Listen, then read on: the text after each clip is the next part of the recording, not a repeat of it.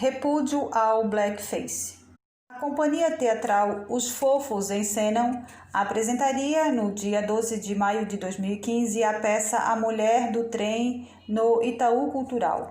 Escrevi apresentaria, porque uma personagem que não por acaso é a empregada doméstica era caracterizada com blackface, uma representação esdrúxula do negro, o que levou a manifestações de repúdio nas redes sociais e ao cancelamento da apresentação pelo Instituto. No lugar, será realizado um debate com militantes, historiadores e pessoas ligadas ao teatro com o objetivo de discutir por diversos ângulos o problema de se utilizar a prática, principalmente nos dias atuais. Pessoas ligadas à companhia se justificaram dizendo que máscaras fazem parte da tradição circense. Atores defendendo a peça disseram haver exagero por parte dos militantes. Alguns alegaram que quem criticava não era do teatro. Bom, não é preciso ser telematurgo, por exemplo, para perceber que uma novela é racista ou se utiliza de componentes racistas.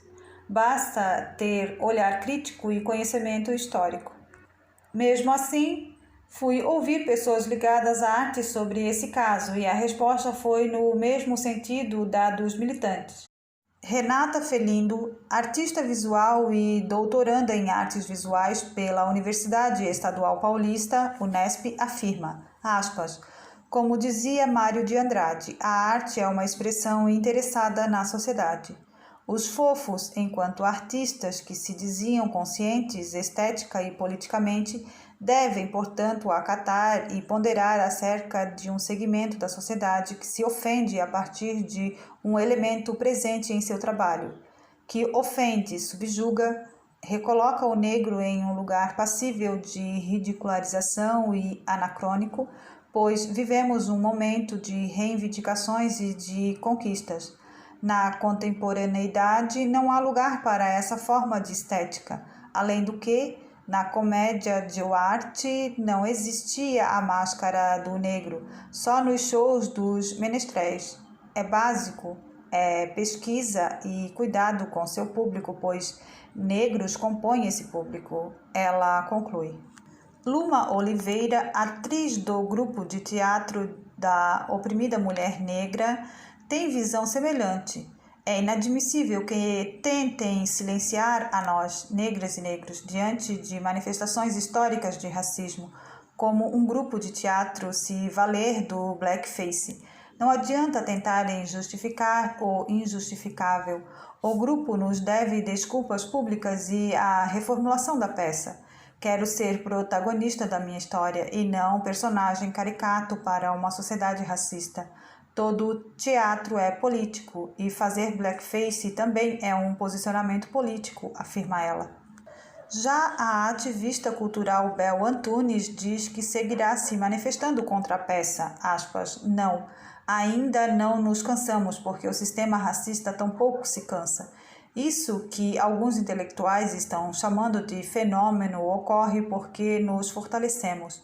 Apontamos racismos até num mero e insignificante recurso de máscara blackface. Segundo nossos pesquisadores, ficamos chatos, incomodamos e é só o começo de uma nova etapa desta luta antiga.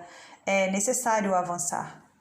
Que o debate do dia 12 de maio sirva para trazer consciência e o entendimento de que a arte não está descolada dos valores da cultura e tampouco é neutra. Cômico, se não fosse trágico, é ainda em 2015 ter de pontuar o quanto o blackface é ofensivo à população negra. 0 hora. Vamos falar de racismo? Fiquei extremamente chocada com um comentário publicado na edição de 31 de maio de 2015 no jornal 0 Hora, veículo do Rio Grande do Sul, feito por um leitor claramente racista e desinformado. O comentário em si não me choca. Como mulher negra, já ouvi e li muitas coisas horríveis. O que me choca é o fato de um jornal tê-lo publicado. Até que ponto é possível se esconder sob o argumento da liberdade de expressão? É sabido que racismo é crime, certo? Logo, publicar algo racista também é crime, ou não? O comentário em questão foi publicado na versão impressa, então foi lido e selecionado. o que pode não acontecer num portal de internet, e isso torna o fato ainda mais grave. No comentário, um senhor diz que é sabido que pessoas negras têm propensão natural ao crime e são menos qualificadas, e que é justamente por isso que lotam os presídios do Brasil. Essa inferioridade natural atribuída à população negra foi utilizada na história como forma de opressão. Os estudos de evolução do século XIX, que aplicaram o conceito de racismo biológico, marcando a relação de superioridade e inferioridade entre colonizadores e conquistados, mais precisamente na América, legitimaram as relações de dominação europeia, ao atribuir aos negros uma inferioridade natural devido à cor e ao tamanho do cérebro. Autores como James Watson e Nina Rodrigues se utilizaram desse racismo biológico em suas pesquisas, e hoje ele é considerado algo totalmente deslegitimado e arcaico. O comentário desse senhor mostra que ele ignora as construções do racismo em nossa sociedade.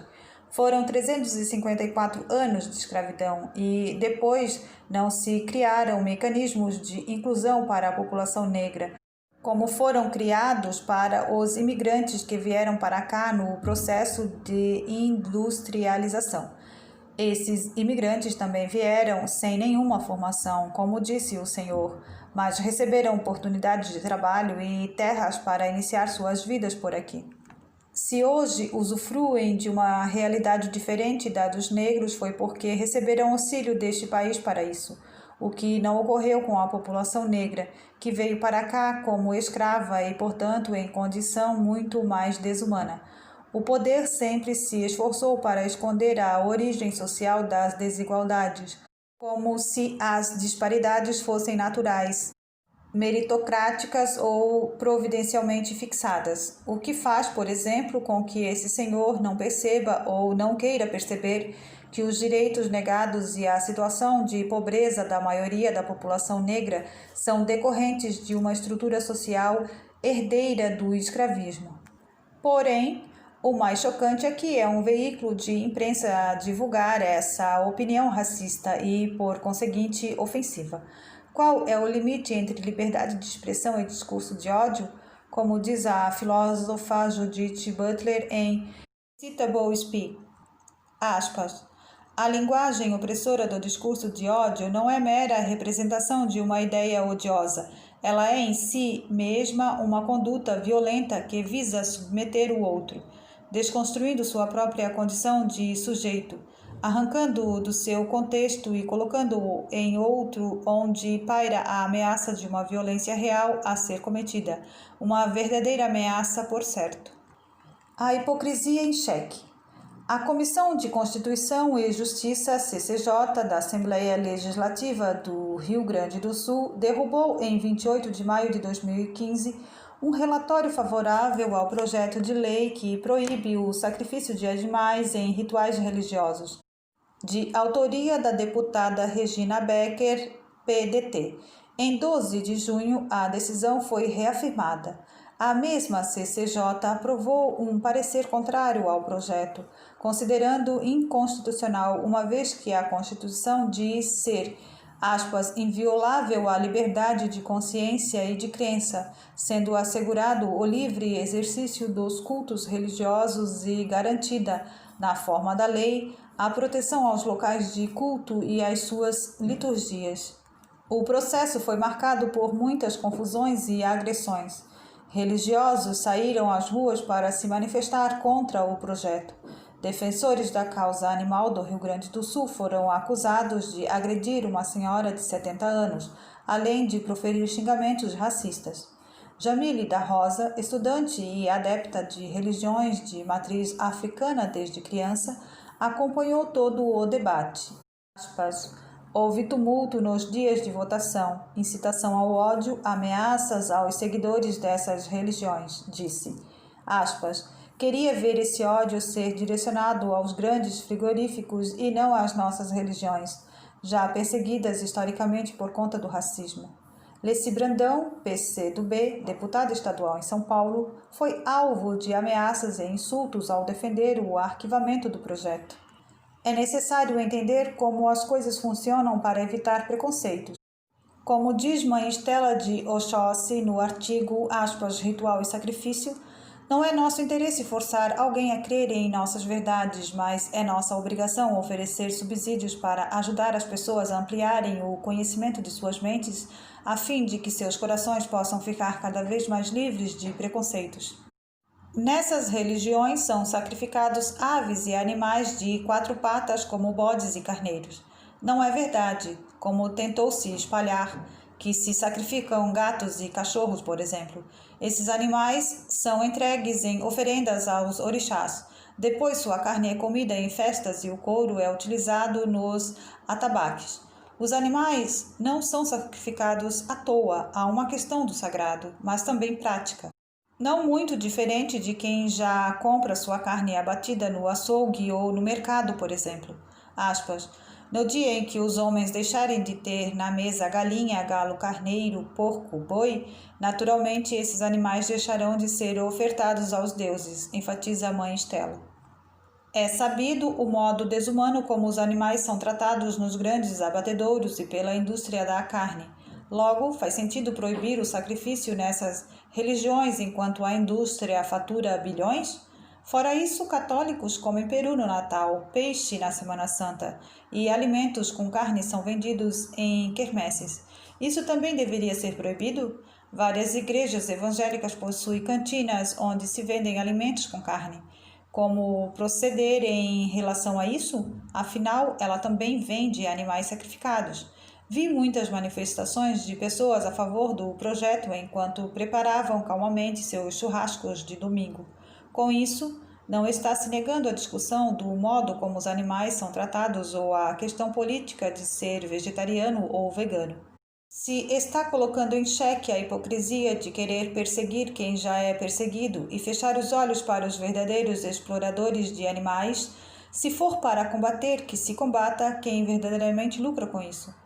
Aspas, com o arquivamento desse projeto, vencemos a batalha para continuar a cultuar nosso sagrado, nossa crença, diz a estudante da Rosa.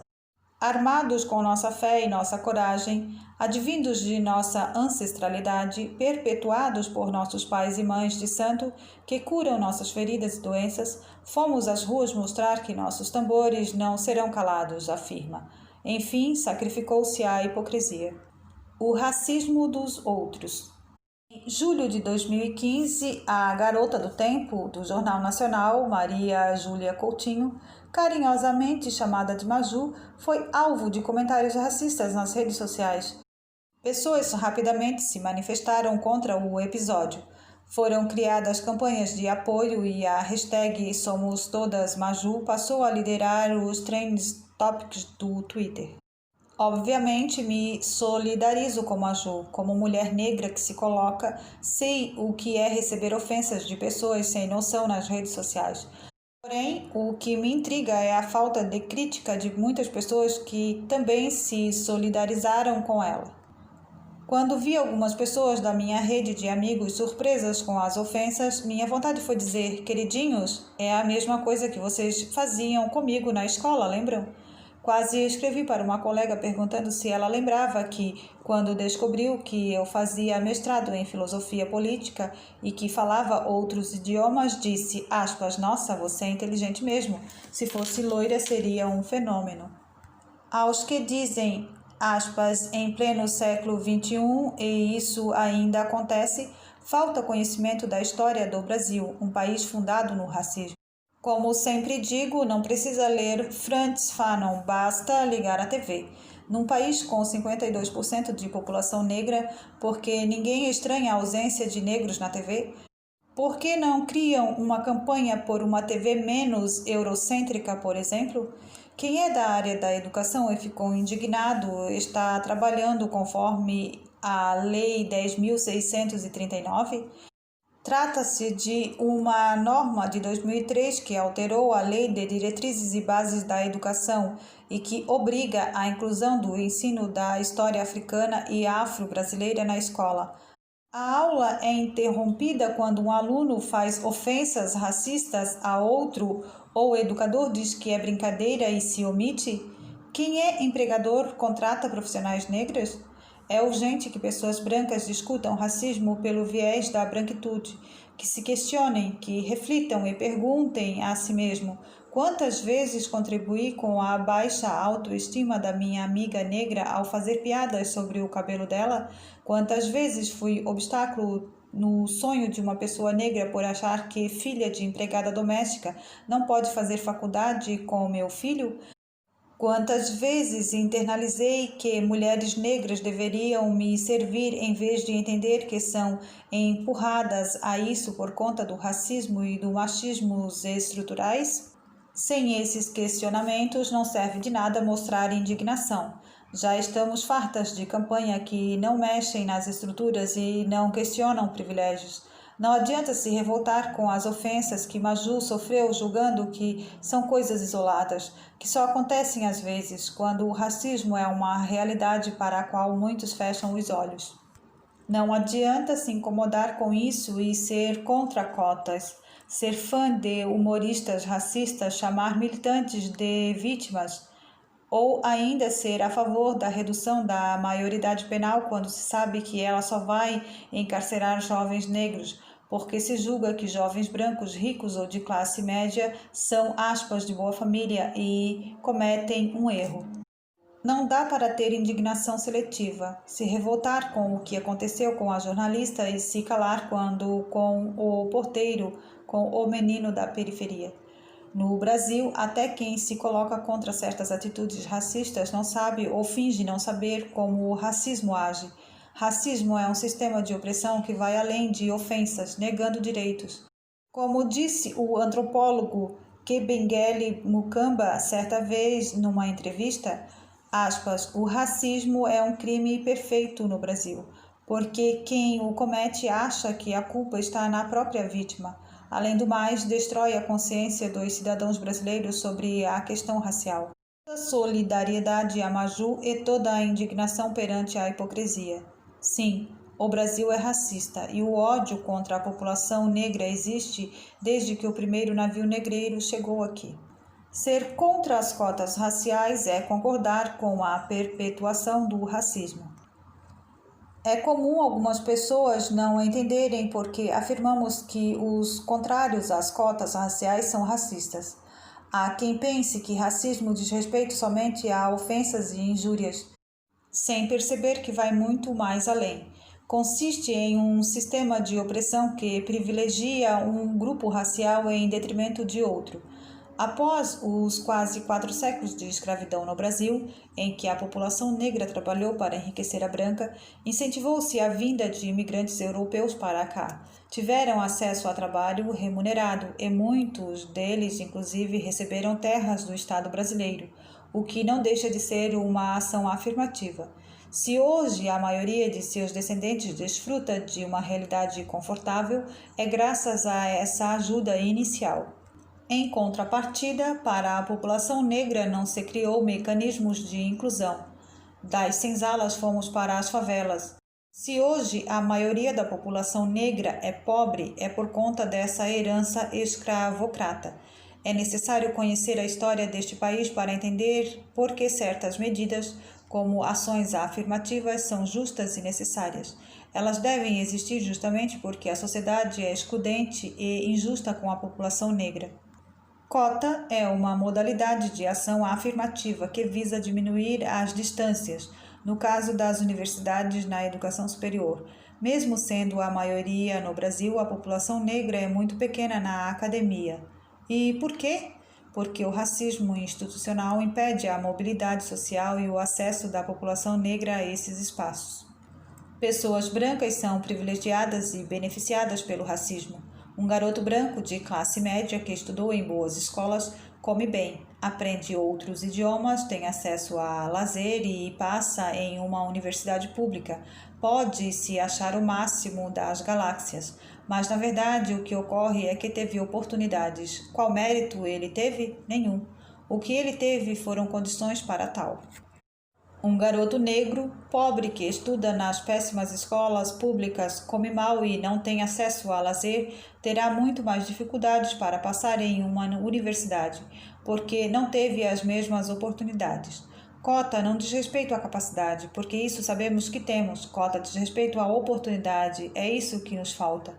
Se o Estado brasileiro racista priva a população negra de oportunidades, é seu dever construir mecanismos para mudar isso. O movimento negro sempre reivindicou cotas e a melhoria do ensino de base. Só que, segundo pesquisas do Instituto de Pesquisa Econômica Aplicada, demoraria por volta de 50 anos para que a educação de base fosse de qualidade. Quantas gerações mais condenaríamos sem as cotas? Cotas e investimento no ensino de base não são tópicos excludentes. Ao contrário, devem acontecer concomitantemente. Cotas não são pensão da Previdência, mas medidas emergenciais temporárias que devem existir até as distâncias diminuírem. Minha avó materna, nascida na década de 1920, teve de começar a trabalhar aos 9 anos como empregada doméstica. O Estado brasileiro não garantiu seu direito à educação. Ela contava que a patroa colocava um banquinho para que ela alcançasse a pia para lavar a louça enquanto os filhos estudavam, viajavam e comiam bem. Jocélia Oliveira, atleta de levantamento de peso, possui uma história similar. Ela mesma conta. Aspas. Sou do interior do Rio de Janeiro e, aos 6 anos, já subia no banquinho para lavar louça e cuidava de crianças menores. Uma família me trouxe para o Rio de Janeiro com a promessa de cuidar de mim, mas eu só trabalhava.